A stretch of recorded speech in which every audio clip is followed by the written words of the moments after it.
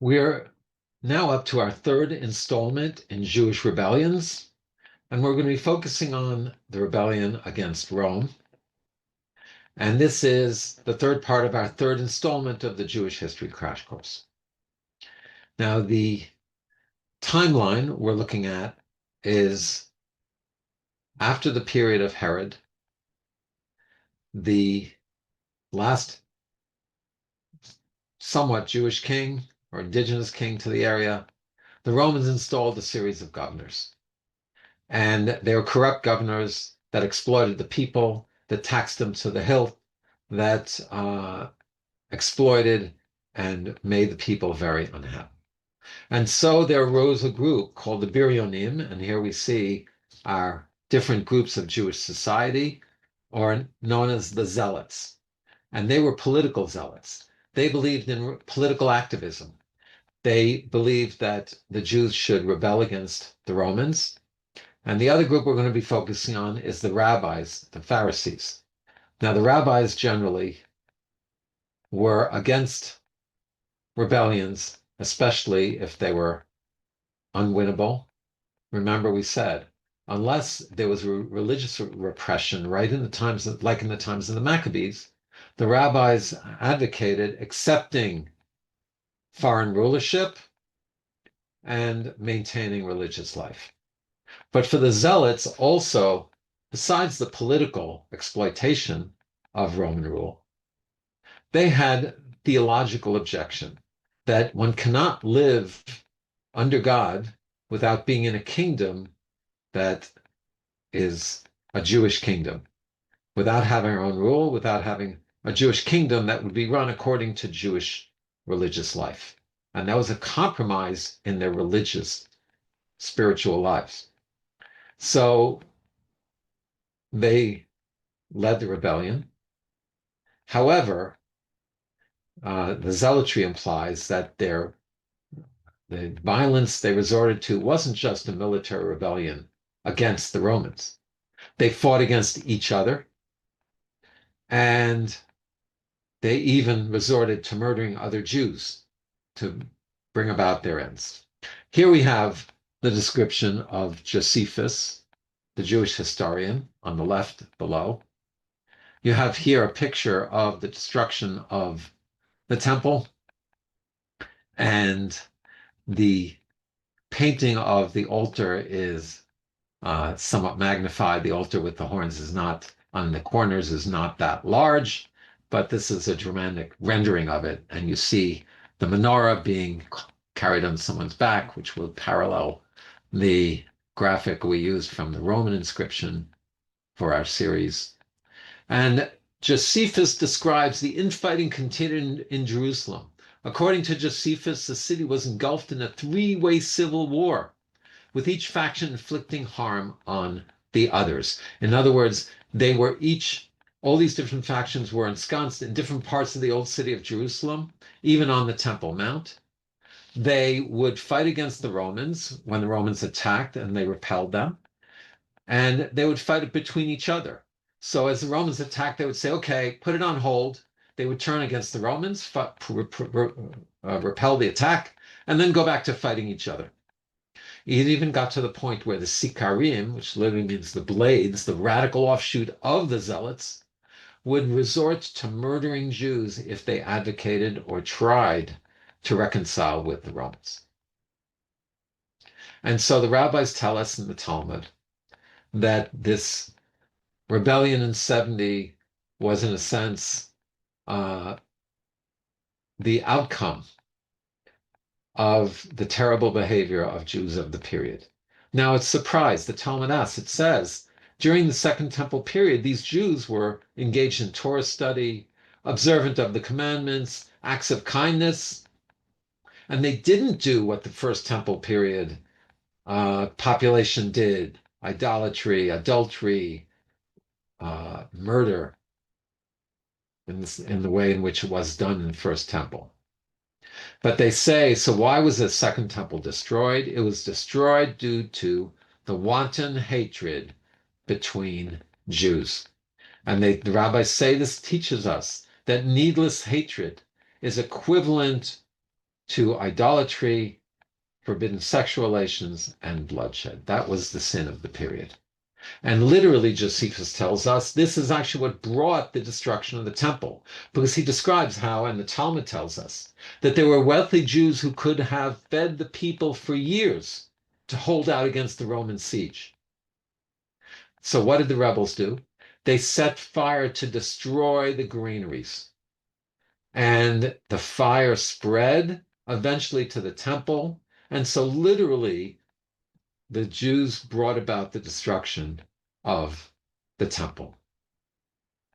Now, here you see the destruction of the temple, the stones that fell, and this is the Herodian wall that we talked about.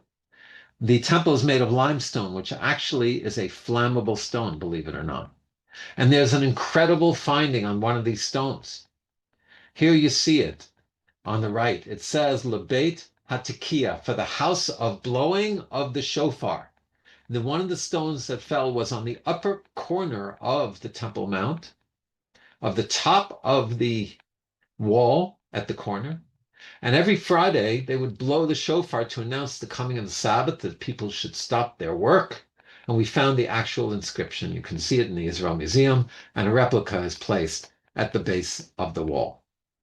Now, there was a final effort by the rabbis to prevent the destruction. And this was a figure named Rabbi Yohanan ben Zakkai. Rabbi Yohanan, the son of Zakkai. And he was the uncle of one of the Biryanim, of one of the Zealots. So he called him in to talk to him, and he said, you have to get them to stop. We're going to destroy Jerusalem. The people's going. And remember, they didn't know whether the Jewish people would survive this destruction like they had in the first temple destruction that Jeremiah told them they would survive. Here they thought this might be the end of the Jewish people. And so the stakes were high. So he said, we have to do something. I have to go speak to the Romans and broker a peace. And the nephew said, the Zealots will never listen to this. They won't listen to me. They'll just kill me if I bring this up. But I have an idea. Pretend you're dead. Let your students mourn you, and let them sneak you out of the old city, and you'll meet with Vespasian. So he did that.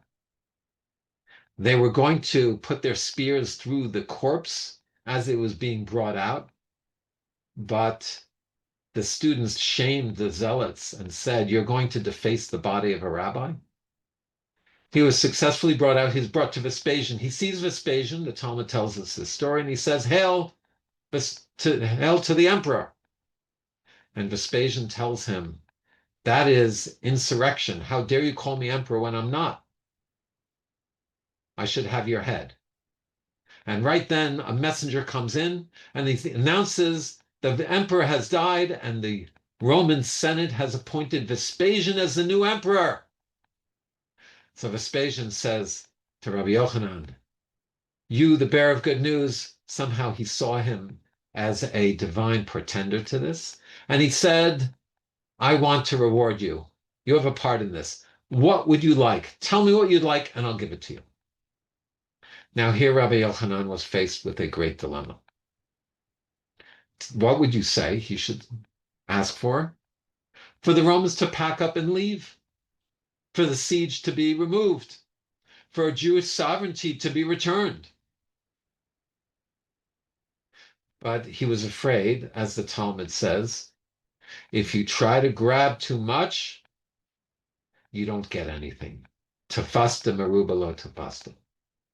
And so he asked Vespasian, give me Yavne, a town outside of Jerusalem, and its sages. Let me establish a Torah academy of sages there. And he was planning for the next stage. He was trying to ensure that the Jewish people would survive, and he knew if the Torah survived, the Jewish people would survive. And on his deathbed, it said he was crying. They say, why are you crying? He said, because I don't know if I made a mistake. Maybe I should have asked for Jerusalem and its freedom. And And the Talmud answers once again, if you try to grab everything, you might get nothing. The Sanhedrin, the Jewish High Court, and the primary academy of the oral Torah, then moved to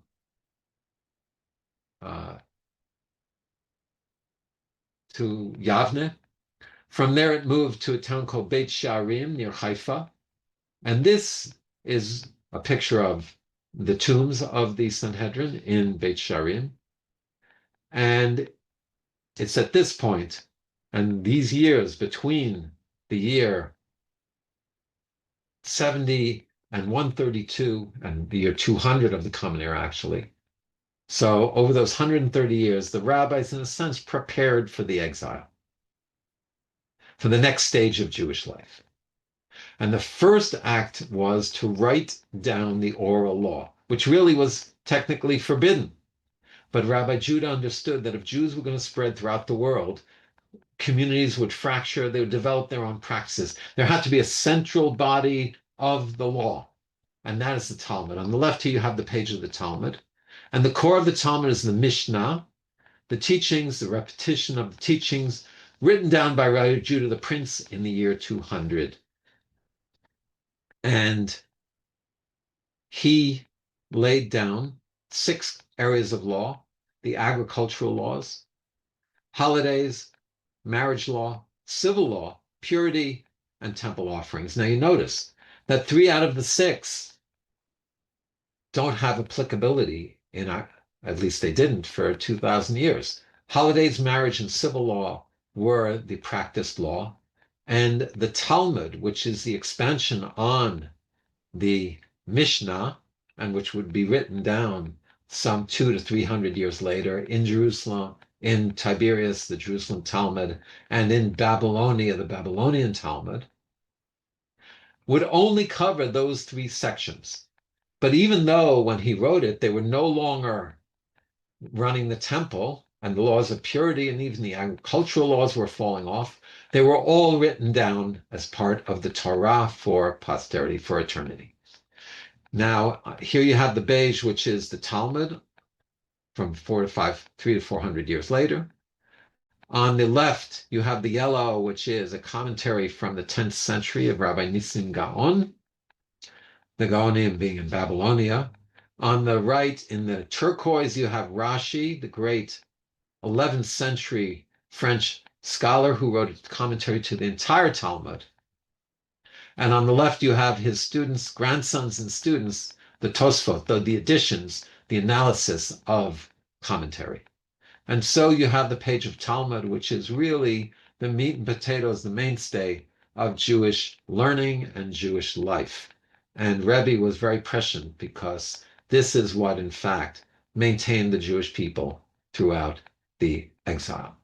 Now, some of the great figures of the rabbis of the Talmud, you have Hillel and Shammai, who began the great debates of the Talmud. They lived before the turn of the millennium. You have Rabbi Akiva, who started studying at age 40. He became one of the greatest rabbis and mystics, and we'll see would support the final rebellion against Rome. You have Rabbi Shimon Bar Yochai, who taught the book of Kabbalah, the Zohar. And on the left here, you have near Meron, where his grave is, where people flock on Lag BaOmer, hundreds of thousands of people, to pay homage to his teachings. You have the Talmud tells us that he fled the Romans and hid in a cave with his son for 12 years, that water came to feed him, to give him to drink, and the carob trees grew miraculously to give him food. So in the town of Peki'in, in the Galil, near Meron, you have this cave, which it appears was reduced by an earthquake. In the town, you have a running stream, and you have carob trees growing right above. And the people of the town now are mostly Druze. Most of the Jews moved out. But you have an ancient synagogue there that reportedly has stones, and you can go see them, that were from the Second Temple. Was this his cave? Could very well have been. You have Rabbi Meir, the student of Rabbi Akiva, who is the primary teacher of the laws of the Mishnah. The rabbis were allowed to write their personal notes on the oral law, but not. And Rabbi Judah worked off of some of those notes and those teachings. So, Stam Mishnah Rabbi Meir, if a Mishnah does not tell you who wrote, whose opinion it is, it's Rabbi Meir. And finally, Rabbi Judah, the prince who codified the Mishnah in the year 200, who was very wealthy and a great leader, and as we said, was preparing for the exile. Another way in which, in a sense, Jews were prepared for the exile was that even though the center of worship was in the temple in Jerusalem, even before the temple was destroyed, synagogues start to emerge. Here you have Ein Kashdot in the Golan, this beautiful synagogue which has been reconstructed. Bar Am, another synagogue in the Golan, in the Galil, which you can visit as well. And this is a mosaic on the left from the town of Tzipori, where eventually the Sanhedrin, the Jewish High Court, wound up going as well. And an incredible archaeological finds there, a synagogue there, a whole city you can go visit. And this mosaic depicts the temple, perhaps one of the only pictures of the front of the temple. This would have been made some 100 years after, with two menorahs flanking it. And the final chapter that we have to talk about is the Great Rebellion, the rebellion of 132, the Bar Kokhba rebellion.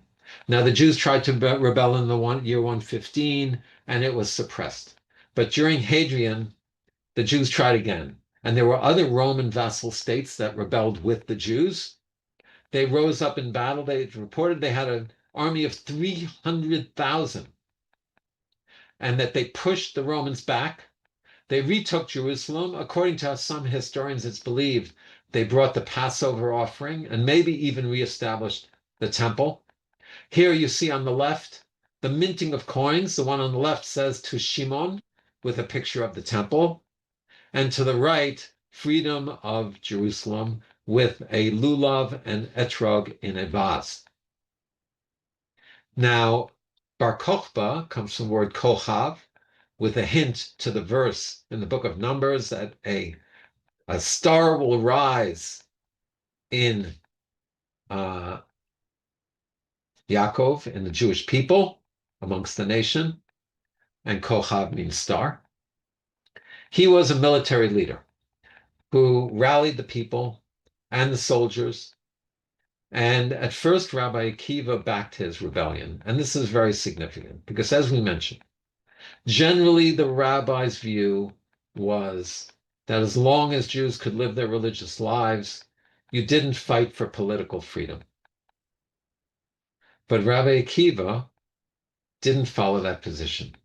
And he believed, and maybe because he understood also, that there was a chance of the rebellion succeeding.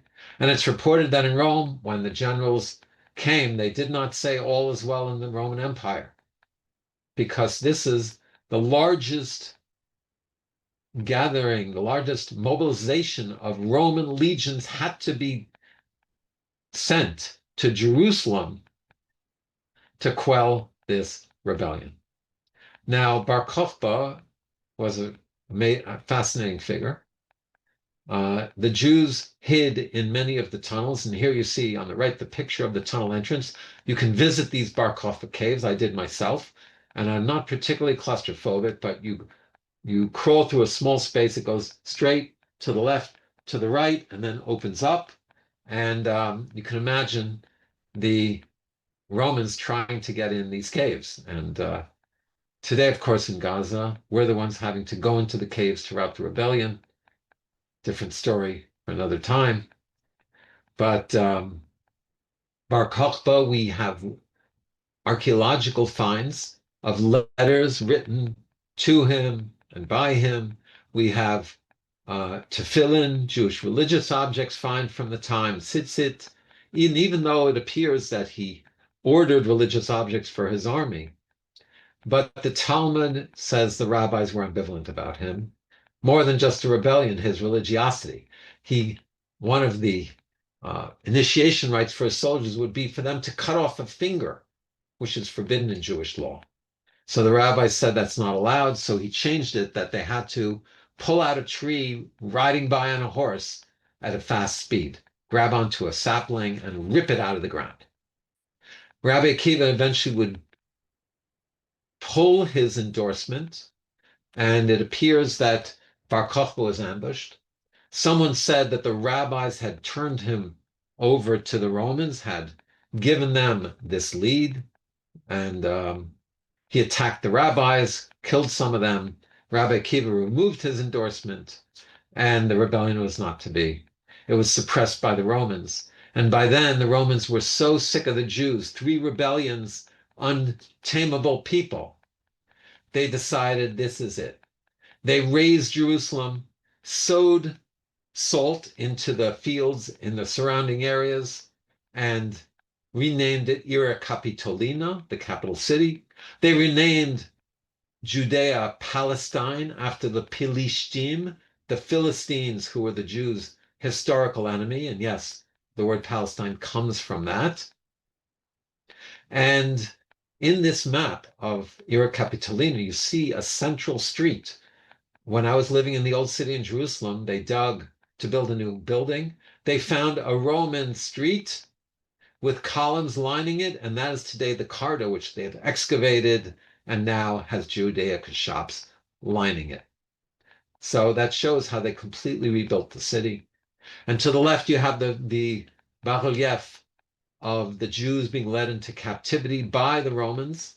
And this is the signature picture we use for this series. I felt ambivalent about using it because it shows the Roman legionnaire standing over the Jewish captives, but at the same time, it's a beautiful representation of the menorah. This is found in the Arch of Titus, which, like the Arc de Triomphe in Paris, is a larger recreation. The Romans would build these arches for the glory of their victories. And this is the Arch of Titus from the rebellion in the year 70 of the Jews being led off into captivity. And this will begin the beginning of the exile, what we call the Galut, which is sometimes called the diaspora, which just means the spreading out. But for Jews, this was the exile. This was the banishment from Jerusalem and Israel. And we'll see as we go along, the next 2,000 years of history, of Jewish history, will be a yearning to return to Israel. And it'll be the story of attempts to return to Israel, individuals who return to Israel, showing the ongoing constant connection of the Jewish people to the land of Israel. And that ends our drama, our story of the Jewish rebellions. And number 4, we will pick up with Jews in the Middle Ages, Ashkenazic and Sephardic Jewry, their flourishing and unfortunately, their persecution as well.